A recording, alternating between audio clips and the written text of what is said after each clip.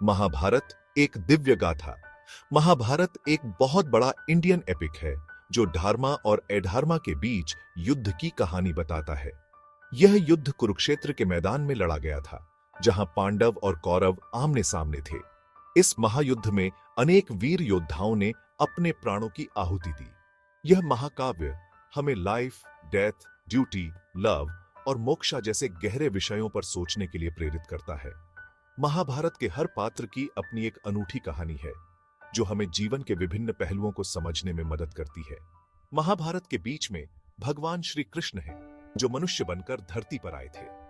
उन्होंने अपने दिव्य ज्ञान और उपदेशों से इस महाकाव्य को और भी महत्वपूर्ण बना दिया। श्री कृष्ण ने महाभारत के युद्ध में बहुत इंपॉर्टेंट रोल निभाया। उन्होंने अर्जुन को गीता का उपदेश दिया, जो आज भी जीवन के हर क्षेत्र में मार्गदर्शन का स्रोत है।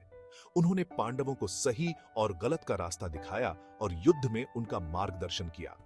श्री कृष्ण के उपदेशों ने पांडवों को न केवल युद्ध में विजय दिलाई, बल्कि उन्हें जीवन के सही मार्ग पर चलने की प्रेरणा भी दी। गीता में दिए गए उनके उपदेश आज भी लाखों लोगों को इंस्पायर करते हैं। गीता के श्लोक हमें जीवन के हर मोड़ पर सही निर्णय लेने की शक्ति देते हैं। महाभारत हमें सिखाता है कि सच्चाई की हमेशा जीत होती है और बुराई का नाश होना तय है।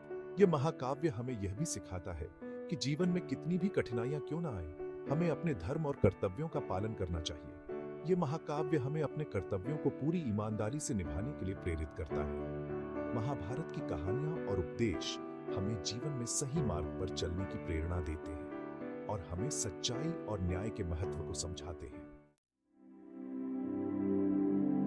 श्री कृष्ण अवतार और मार्गदर्शक। वे न केवल एक दिव्य अवतार थे, बल्कि एक महान शिक्षक और मार्गदर्शक भी थे। श्री कृष्ण भगवान विष्णु का अवतार थे, जो धरती पर बुराई को खत्म करने और अच्छाई स्थापित करने के लिए प्रकट हुए थे।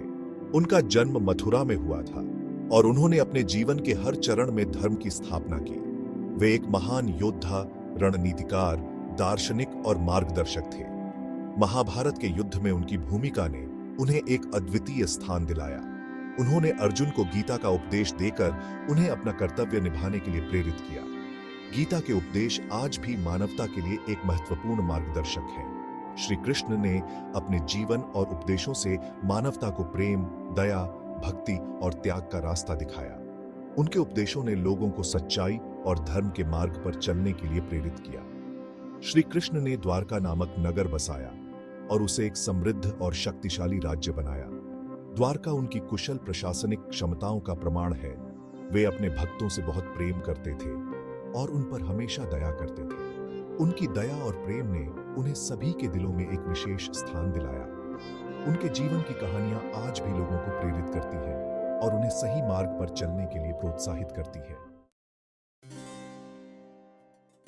द्वारका का पतन, एक युग का अंत। महाभारत के युद्ध के बाद श्री कृष्ण द्वारका वापस आ गए। समय के साथ यदुवंश घमंडी और अहंकारी हो गया। एक ऋषि के श्राप के कारण द्वारका नगरी समुद्र में डूब गई। यह घटना एक युग के अंत का प्रतीक थी। श्री कृष्ण जानते थे कि उनका समय निकट आ रहा है। जरा का बाण, एक दुर्भाग्यपूर्ण घटना। एक दिन श्री कृष्ण जंगल में ध्यान कर रहे थे। एक शिकारी जरा ने गलती से उन्हें हिरण समझकर तीर मार दिया। तीर श्री कृष्ण के पैर में लगा। जरा को अपनी गलती का एहसास हुआ और उसने माफी मांगी। श्री कृष्ण ने उसे माफ कर दिया। श्री कृष्ण का देह त्याग, मोक्ष की ओर प्रस्थान। श्री कृष्ण जानते थे कि उनका समय आ गया है।